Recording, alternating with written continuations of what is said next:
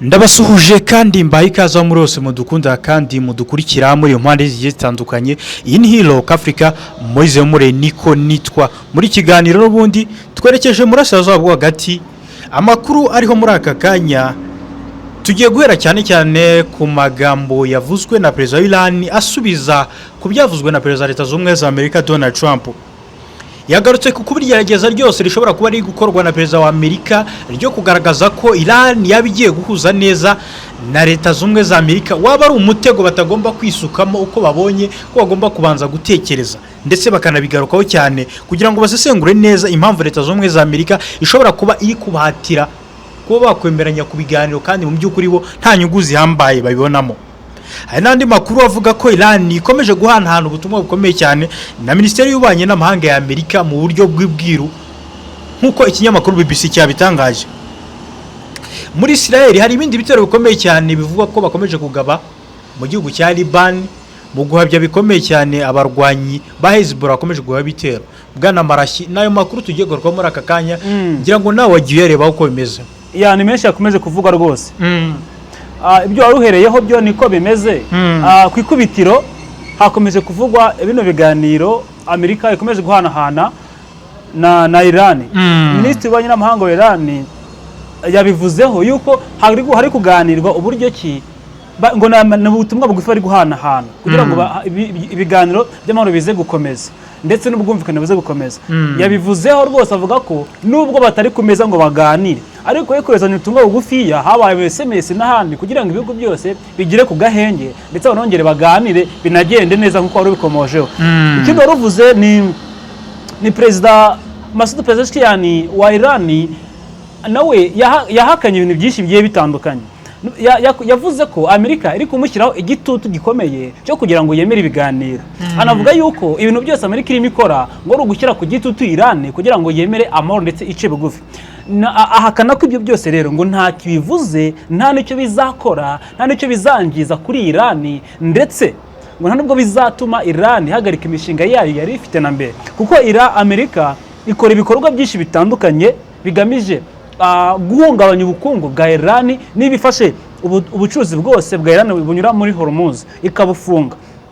Yarangiza igafata abasikare ikabagotesha yo no hino, yarangiza igafata ubutasi bwayo ikabukira mu kirere cya Iran, yarangiza ikica abategetsi ba Iran, yarangiza igakora ibintu byinshi bitandukanye ku butegetsi bwa Iran. Binashimangira ko hari abantu rega bashobora kuba bapfa mu isi imbere ba Iran bategetsi kuko mbona abayobozi bandi bagaragara ku ruhembe rwo hejuru muri Iran ngo mu gihe ibiganiro bitagenda neza mu minsi iri imbere ngo ari muri target. Na makuru nagiye mbona ariko atizewe neza ariko bashobora kuzicwa no mu minsi iri imbere mu gihe bitakemuka. Nukuvuga ngo rero ibyo byose Masoud Pezeshkian yabigarutseho avuga ko ibyo ngibyo ngo ni iterabwoba Amerika iri kubashyiraho ndetse ngo ni igitutu iri kubashyiraho ngo kigamije kuba Iran yakwemera gufungura Hormuz nta gahato, yo ikabyuka mu gitondo ngo reka mfunguye Hormuz ibintu birakemutse.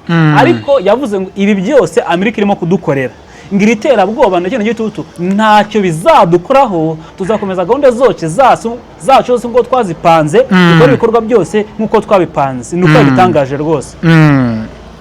Gusa hakaba n'andi makuru cyane turi buze kugarukaho muri ikiganiro bisa nkaho ibintu bikomeje gukara. Ngira ngo twarebye umubare w'amato amaze guca muri Strait of Hormuz nyuma y'uko Leta Zunze za Amerika ivuze ko igomba kufunga n'amato agera kuri 15 yonyine. Akibazwa ese iyi Hormuz ni ikomeza gufungwa, urabizi iyi Hormuz ni nka backbone y'ubukungu bw'isi, urutirigongo bw'ubukungu bw'isi. Uribaza byamaze kutugeraho ngira ngo hano mu Rwanda yibonye ibiciro by'ibikomoka kuri petroli birahenze cyane kugeza uyu munsi. Si mu Rwanda honyine ni ku isi yose. Uribaza iyi Strait of Hormuz ni ikomeza gufungwa n'abanyamerika, aha isi ntiribuze kwitura mu gihombo cy'ubukungu butigezeho mu mateka y'isi. Icya mbere ni inzara. Mbere ko tujya hanze reka duhere n'inaha wacu ngo uterureza arabwibanze. Nine wacu usibye na petroli rega n'ibicuruzwa byinshi byagiye bihenda. Uziko nta kintu kimwe kitahenze. Ni ugiye ku isoko, ugiye muri shop, kuko impamvu byahenze rigirumvikana. Nubwo tuvuga ngo essence cyangwa se petroli niyo tugiye kubara dusanga ifumbire mvaruganda abahinzi bakoresha ituruka mu bihugu byo hirya no hino. Iyo ngiyo itwarwa na essence yaturutse hakurya. Ibiribwa byo hirya no hino, imbuto, imiceri n'ibindi amazi yabivomereye hari aho bituruka, isasi yabitunze. Ibyinshi mu by'ukuri bigira n'isano n'ubwikorezi, hari ibyaje mu mato, hari ibyaje mu ndege, ariko byose bigirana isano na peteroli, kuko byose binyura muri bwa bwikorezi bikaza. Noneho wakongeraho abakoresha ibinyabiziga, amarisase bikajya ku rundi runo bigahita bihenda. So rero ubona ko n'uyu munsi abantu bafite amikoro make bari kugorwa no kubaho. Nuvuga ngo ibintu byarahenze, kuko urumva amafaranga nta source n'imwe, ariko igiciro kiri kuzamuka ku bwinshi. Nuvuga ngo kuko abasesenguzi banavuga ko intambara nubwo yangira uyu munsi tuvugana, nibura ngo byamara nibura igihe cy'umwaka kugira ngo bisubire ku murongo. Ndumva na Minisitiri w'Intebe mu Rwanda yarabigotse iminsi ishize, Dr. Justin Nsengiyumva yavuze ko nubwo intambara yahita irangira ibintu bidahita bijya ku murongo ako kanya. Rero bisobanuye ko yamaze gushegesha isi intambara, ndetse yamaze gusigamo icyuho ndetse ikintu gikomeye cyane ku buryo kugira ngo ugerageze ugarure kino kintu, kugira ngo ufate bya bintu byanyiritse kuri rwego ubisubize ku mbere ko byahoze, biragoye hafi yo kudashoboka. Niyo mpamvu rero uyu munsi ikintu gihari ndetse kinashoboka nuko iyi ntambara yarangira, ariko kurangira nabwo biragoye. So kubyuvuze rero kuba Hormuz izakomeza gufungwa cyangwa ikazafungwa igihe kirekire, biraganisha isi yose mu kaga, bikaganisha gukomeza kugira inzara, bikaganisha ko ibintu bikomeza guhenda, kuko ibintu byinshi pe nubwo umuntu avuga ngo yihenze ku murima we mu hirya no hino, nubwo yahinze ariko yakeneye ifumbire mvaruganda yatumije hanze. Nuvuga ngo buri wese, rubanda rugufi n'abishoboye, hari aho bahurira n'intambara nubwo batabizi cyangwa se babizi. Bivuze ngo rero uko ukomeza gufungwa Hormuz, abantu benshi bazakena cyangwa se bazahendwa no kubaho, ikiguzi cy'ubuzima kizarushaho kwiyongera, niko genda ibona. Abadukurikira reka nse nk'ubanyurira mu nkuru y'ikinyamakuru BBC banditse bavuga ko amagana y'amato arindiriye kunyura mu muhora wa Hormuz kuva Amerika yatangira guhagarika ingendo z'amato kuwa mbere. Amato 15 yonyine niyo yabashije kwambuka Strait of Hormuz, 9 muri ayo akaba afite ahuriye na Iran, nk'uko BBC Verify yabitangaje. Abasesenguzi batandukanye ba BBC bagarutse kuri iyi nkuru, abarimo ubuyobozi bukuru bw'ingabo za Amerika CENTCOM bwavuze ko kwifungwa ry'ingendo z'amato rireba amato yose yinjira nasohoka mu byambu bya Iran. Amato anyura mu muhora wa Hormuz ajya cyangwa se ava mu byambu bitari ibya Iran cyangwa se byerekeza ku butaka bundi bw'ibindi bihugu bitari ibya Iran, cyane cyane amato yerekeza mu Burusiya, mu Bushinwa, ibi byose bikaba ari uguca intege cyane cyane ibihugu byose bisa nkaho bishyigikiye Iran mu buryo buteruye. Mu makuru yatangajwe kuwa kabiri na CENTCOM yavuze ko mu masaha 36 ya mbere ati nta bwato na bumwe bwashoboye kurenga inzitizi z'abanyamerika ngo babashe guca muri Strait of Hormuz, kandi ko mu bwato butandatu bwabashije kwanyura bisa nkaho babaciyeho muri humye, ntabwo nyine babaciyeho mu buryo bweruye. Ibi ngibi ni bigaragaza ko n'ubundi Strait of Hormuz abanyamerika basa n'abayirinze, bishoboka ko n'ubundi abanya-Iran nabo ubwabo batabasha kuhaca, keretse bakoresha n'ubundi imbaraga za gisirikare. Biragoye. Niyo mpamvu yo bari gushaka ubundi buryo bwo kwirwanaho. Niyo mpamvu Iran yesemo gufata izindi nzira zo kuko igice runaka Amerika igenzura, ntabwo ari Hormuz yose. Hari igice Amerika igenzura, akaba n'igice Iran igenzura.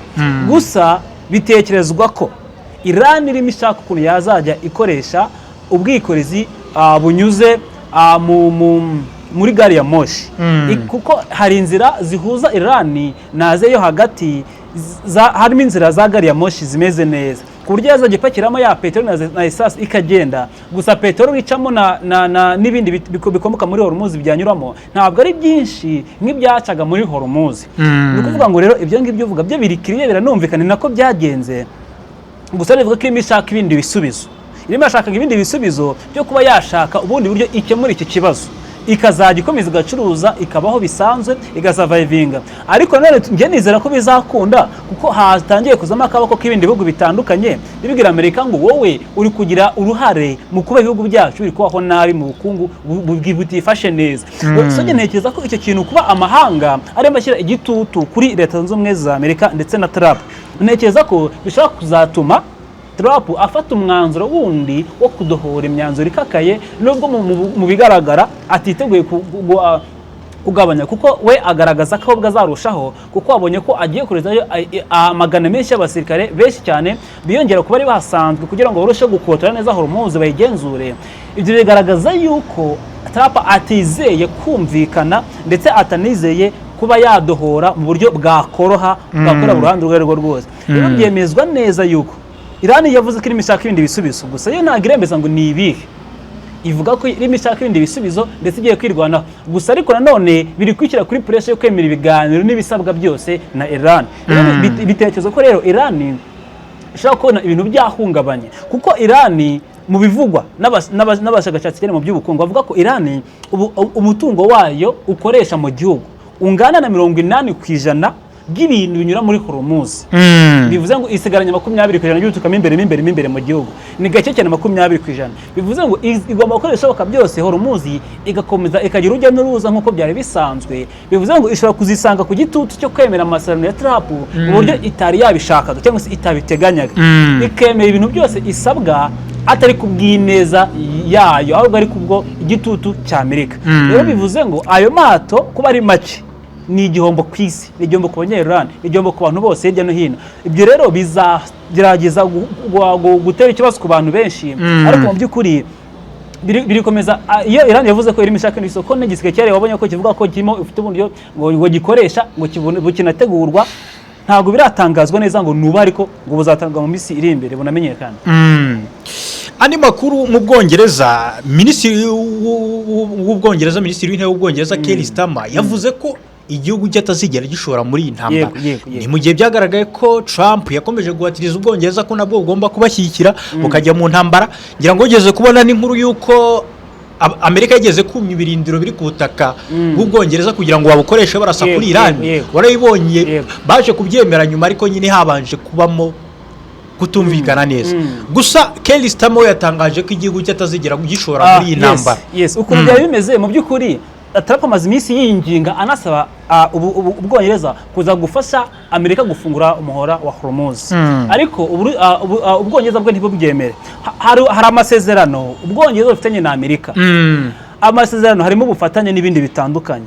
Trump yavuze ngo amasezerano yacu n'Ubwongereza ashobora guseswa mu minsi ya vuba, kubera ko mu gihe Ubwongereza butaza kudufasha kuri Hormuz ngo ifungurwe. Ibyo Minisitiri Keir Starmer w'Ubwongereza yabajwe n'inteko ishinga amategeko yo mu Bwongereza, abazwa kuri icyo cyemezo cy'uko uyu muhora ndetse kuba umuhora batari gufasha Amerika kuwufungura, ndetse n'impungenge z'uko amasezerano ya Amerika n'Ubwongereza yahagarikwa. Keir Starmer yaravuze ngo twebwe intambara si yacu, yaravuze ngo nta mpamvu yo kuyigira iyacu. Ati ntabwo dufite pressure yatuma dushora igihugu cyacu mu ntambara, ati nta nyungu dufite muri iyo ntambara. Yarabihakanye, aravuga ngo nubwo yasetswa ntabwo dushaka gushora igihugu cyacu mu ntambara ku nyungu tudafite, nta nyungu na nkeya dufite mu ntambara. Rero bivuze ngo hari amasezerano ya Amerika n'Ubwongereza ashobora guseswa kuko Ubwongereza bwanze kujya muri iyo ntambara. Keir Starmer yabihakanye, aravuga ngo ntibuzigera bujya mu ntambara, yabwihakanye. Gusa hari urugendo minsi imbere ruzahuza Trump na Keir Starmer, ntibizwi ruzabyara iki, ibyo nibyo tutaramenya. Ariko kugeza uyu munsi nta gahunda y'uko Ubwongereza bujya muri intambara, kiretse mu buryo niba bwarwishwa ruhari, ariko mu buryo bugaragara Keir Starmer yabihakanye, avuga yuko intambara atari y'Abongereza, ndetse ngo nta n'inyungu na ntoya Abongereza bafite muri iyi ntambara yatuma bishora muri iyi ntambara, ndetse bakajya gutakazamo abasirikare benshi, kuko mu ntambara hapfa abasirikare, hapfa abasivile, ibikoresho bya gisirikare bigenderamo, habamo bije, habamo ibintu byinshi cyane. Yavuze ngo nta kintu dufite cyo kujya gutakaza tudafite inyungu n'imwe kuri iyi ntambara. Yabihakanye ati si yacu rwose. Reka twerekeze muri Libani n'ubundi. Israel ivuga ko ikomeje ibikorwa bya gisirikare n'ubundi ku butaka bwa Libani, ni majyepfo ya Libani. Mu nkuru yanditswe na BBC ivuga ko ingabo za Israel ADF zasohoye itangazo riburira abantu bose batuye mu majyepfo ya Libani kuhava, ngo ko igihugu cya Israel kigiye kuhagaba ibitero bikomeye cyane by'indege bizasiga bino bice by'amajyepfo ya Libani ari isibaniro. Mu nkuru ikomeza igira iti, iri tangazo ry'izi ngabo rivuga ko umuntu wese wegereye ibikorwa remezo ibyo ari byo byose bya Hezbollah agomba kuhava agahunga, kuko Israel igiye kugaba ibitero bikomeye cyane by'indege muri Libani. Ni nko kuburira abaturage bose bahegiriye kugira ngo babashe guhunga. Israel ikora akazi kayo mu buryo butaziguye. Ibu bivuga iki? Icyambere twibuke ko minisitiri w'ingabo w'ubwongereza wa Israel mu minsi ishize yaravuze ngo ikibazo kidukomereye ni Hezbollah. Yaravuze ngo Hezbollah ni ikibazo ku mutekano wa Israel. Yasubiyemo amagambo avuga ngo ntago ikibazo twebwe dufite ari Libani. Yavuze ngo ikibazo dufite ni Hezbollah, mu gihe yarandurwa Libani twabana neza nta kibazo. Si ubwa mbere rero bagiye kuharasa, bamaze iminsi banaharasa mu byanatumye agahenge Amerika yagiranye na Iran katumvikanywaho, nuko byaba byavuzwe ko Libani nayo iri muri ako gahenge, ariko Iran ikabihakana ikavuga ati no, mureke kurasa kuri Libani. Byanzwe Israel irakomeza ibitero kuri Libani. Twibuke ko byatangaje ko abantu bagera ku 2,000 kuva tariki ya 2 Werurwe batangira kurasa kuri Libani. Nibwo Libani yatangiye kuraswaho ndumva. Hamaze gupfa abantu barenga 2,000 muri Libani gusa kubera kurasa kuri Hezbollah. Hamaze kwangirika ibintu byinshi bitandukanye.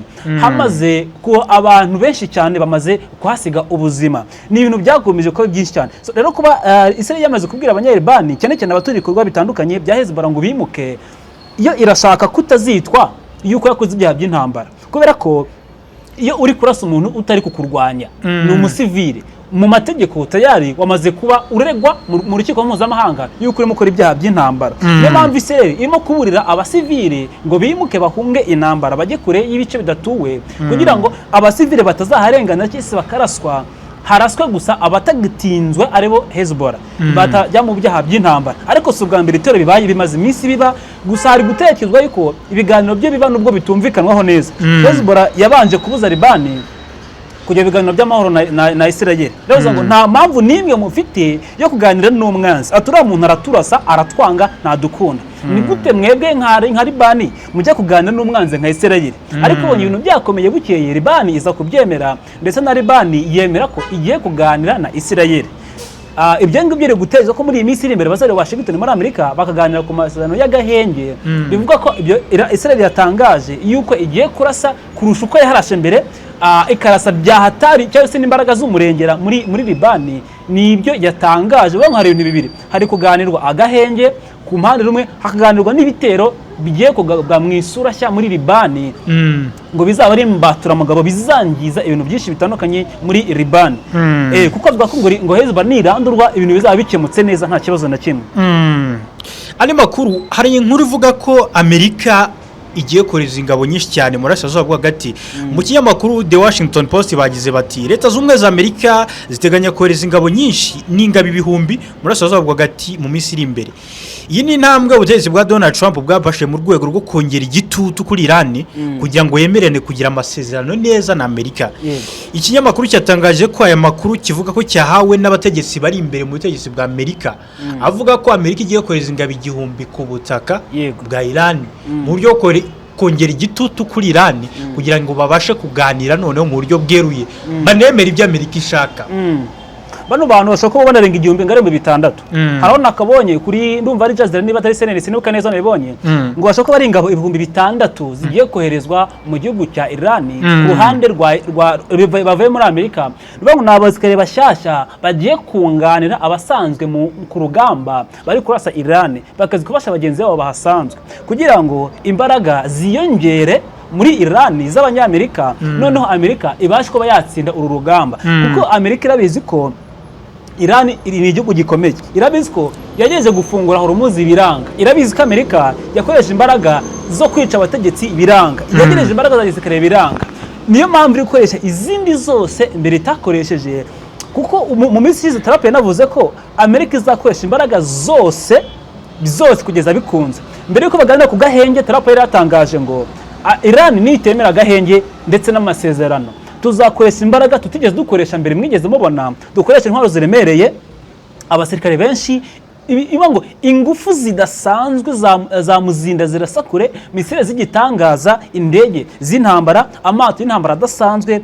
Ibintu byose bishobora kurasakure, bishobora kwica umuntu bikamusemba burundu.